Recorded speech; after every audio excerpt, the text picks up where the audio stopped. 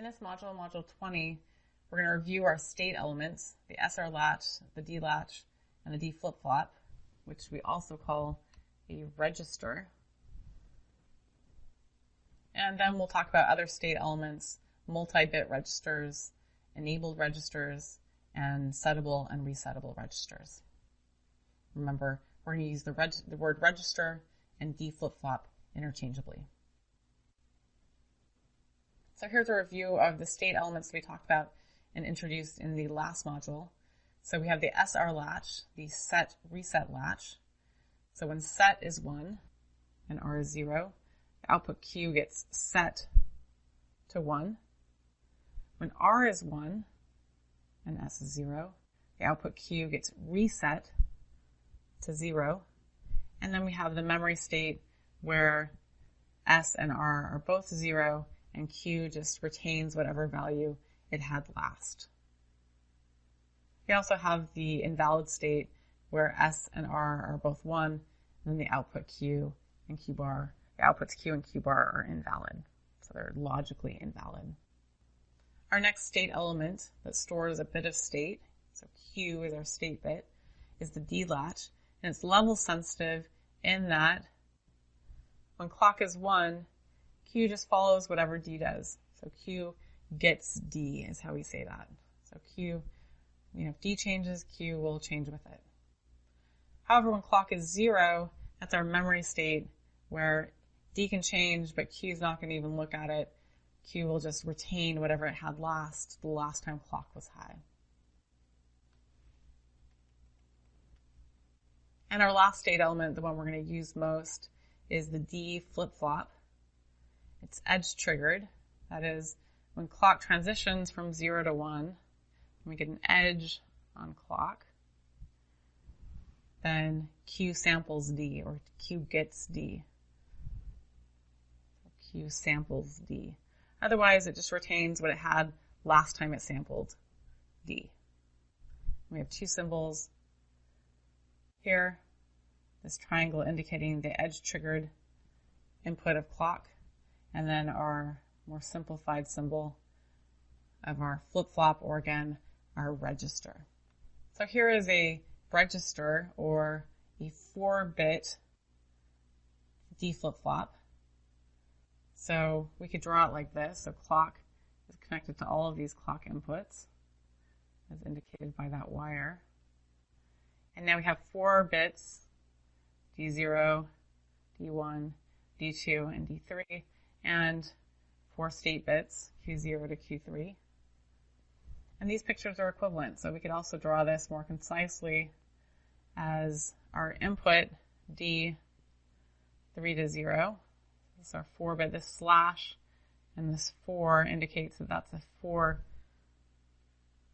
4-bit input, where those are 4 wires there. And again, this slash and the 4 across that wire means that that's a 4-bit output to Q3 to 0. So these, again, those pictures, either this one or this one, are equivalent. This one's going to be more concise. Okay, so remember, register is the same as D flip-flops. We can have a 1-bit register. It's just a single D flip-flop. Or shown here, this is a 4-bit register where we have 4 D flip-flops. We could have other numbers of flip-flops or registers as well. So we could have an 8-bit register, or 10-bit, or any number. So now let's talk about enabled flip-flops. So for flip-flops, we typically just have our 2 inputs, clock and D, but for an enabled flip-flop, we add a 3rd input, the enable input. And the enable input controls when new data is stored. So when enable is 1,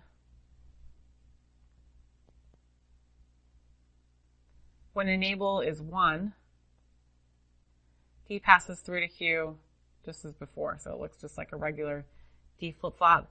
D passes through to Q on the clock edge. But when enable is 0, the flip-flop retains its previous state and doesn't sample D at the clock edge.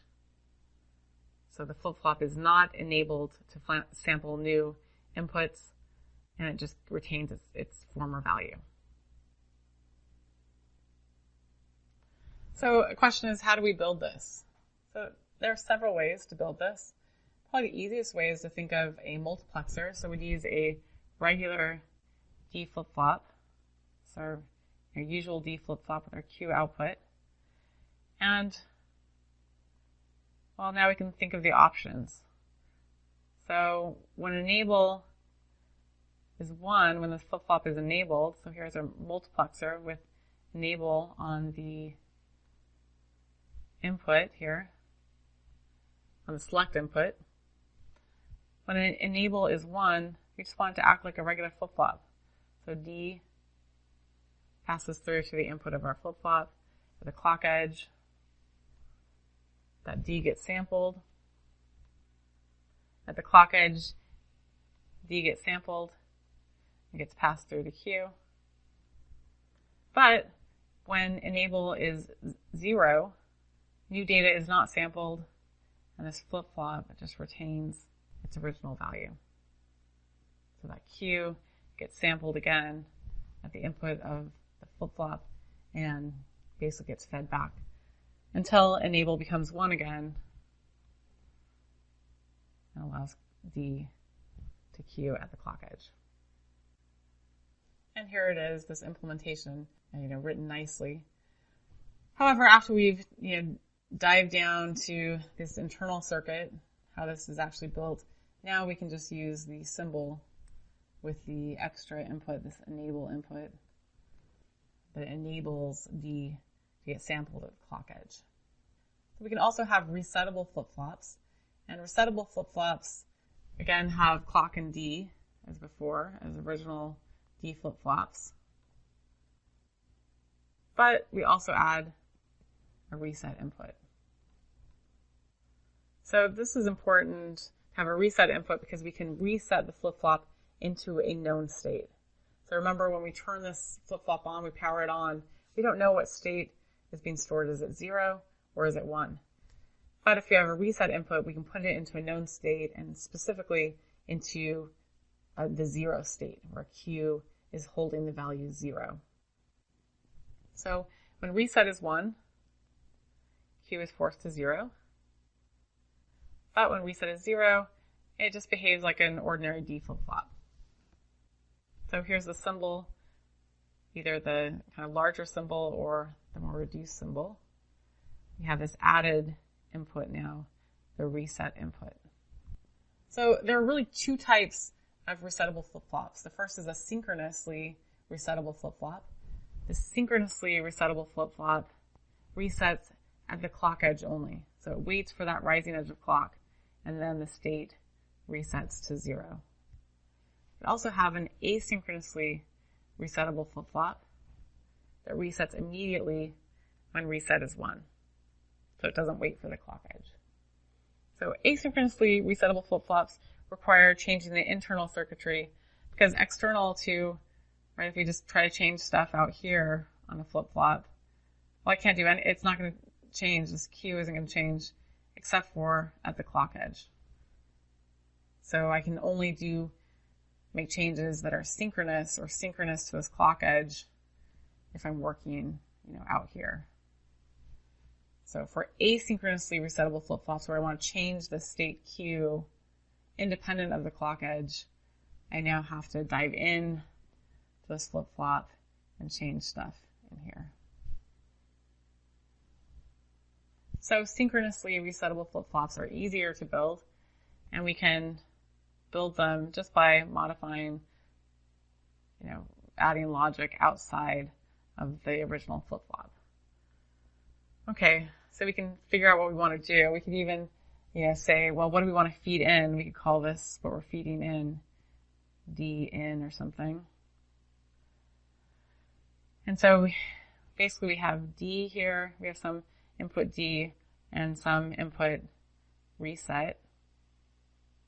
And we want to figure out, well, what do I put here? We have two inputs, reset and D. And I want to put something between that and what I feed into this flip-flop. to get it to reset at the clock edge again when R is 1, and pass in D through to Dn when reset is 0. Okay, so we can kind of draw a truth table. This looks pretty similar to problems we've seen before, but now reset and D are our inputs, and we're controlling what we feed to Dn. So Dn of this kind of black box is an output, and Dn is then fed as an input to this regular D flip-flop. So let's describe that. When reset is 0, well, when D is 0, Dn should get 0. When D is 1, Dn should get 1. When reset is 1, doesn't matter what D is, Dn should get 0. Because at the rising clock edge, we want the flip-flop to sample D as 0 and then make the state, so Q will then become 0. Well, this looks like a lot of the truth tables that we've already seen. So now I can just take this and say, okay, well, I'm going to use sum of products. There's only a single 1 there. Dn is going to be 1. So Dn equals reset bar and D. So reset bar, pull that in, reset bar, and D. I feed that to my D in output, which is then the input of my D flip-flop.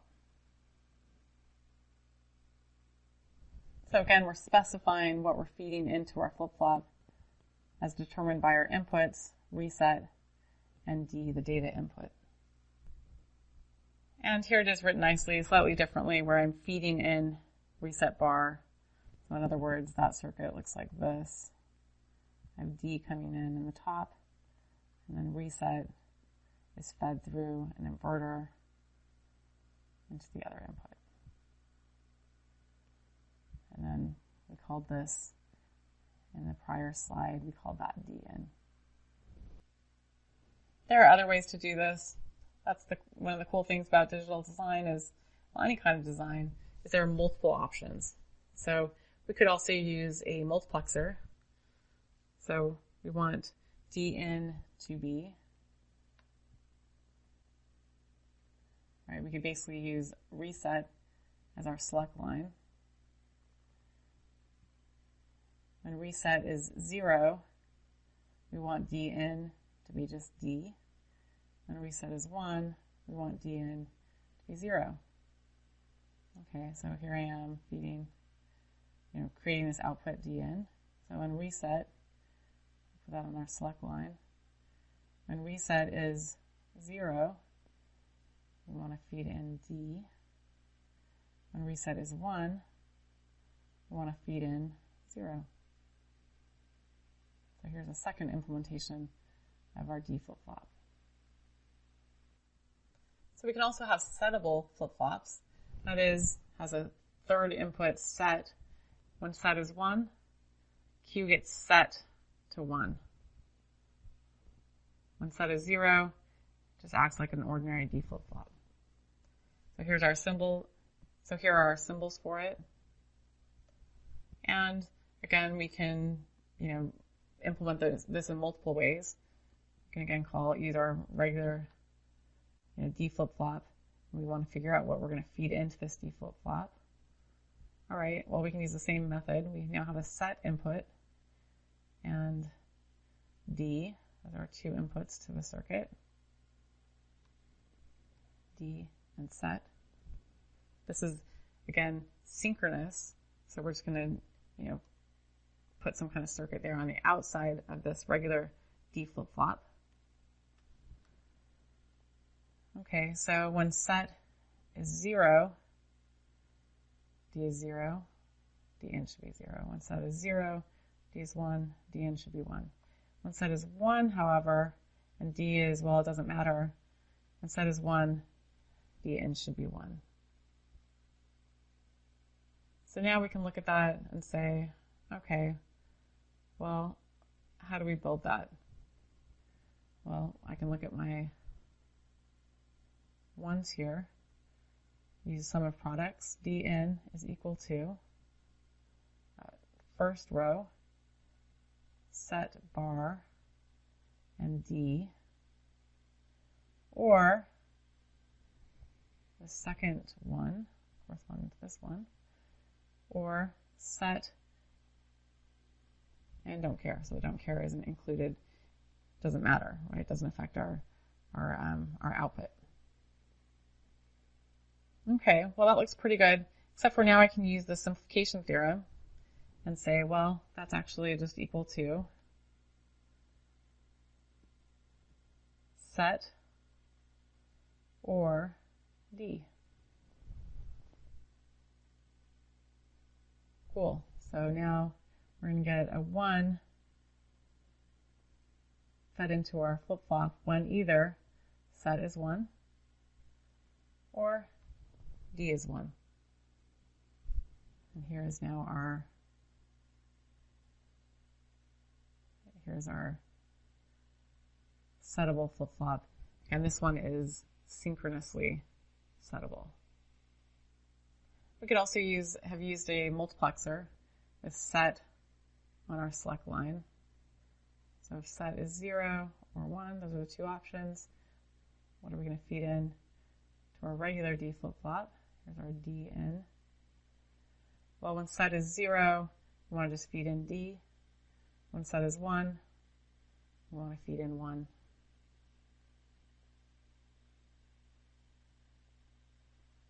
So here's set. When set is 0, we feed in D. When set is 1, we feed in 1 or VDD. So a question might be, which one's better? Using the multiplexer or using the single OR gate?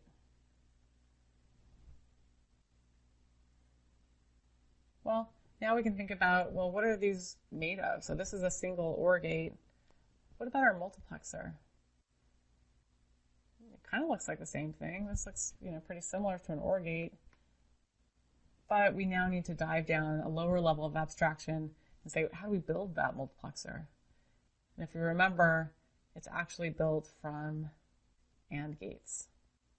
So if we have a generic multiplexer, and we have some select line, and we have D0 and D1, and our output Y. Well, if we remember, Y is going to be true if either select is low and D0 is high,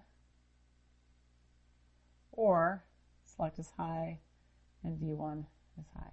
That's how we get a 1 on our output Y. Well, here we have one AND gate to make that product, two AND gates now to make that product, an OR gate, and an inverter. Well, this certainly used more hardware than our other one. So that was a single OR gate. This one used more hardware, but it's kind of easier to look at. It's easier to design. So maybe my design time and my debugging time was less. And hey, my time costs a lot, so maybe it's worth it to build this one that's easier to see what's going on and to design and debug. But maybe timing's critical too. So this one has, right, if we were to draw this out, we'd have, or if we don't use that complex gate, an inverter, the select input. And we have D0 and D1 coming in, and these are ORed together to get Y. So now we have our critical path here is through an inverter, an AND gate, and an OR gate. Well, that's certainly longer than just a single OR gate delay. So Now that we have all these tools behind us, we can first design for functionality. Both of these are equally, they function the same. But now I can consider hardware costs, how many gates I use, as well as delay. So there may be some trade-offs there. So here we've designed a settable flip-flop. In prior slides, we've designed a resettable flip-flop, an enableable flip-flop, a flip-flop with an enable input, and then we've talked about multi-bit flip-flops or registers.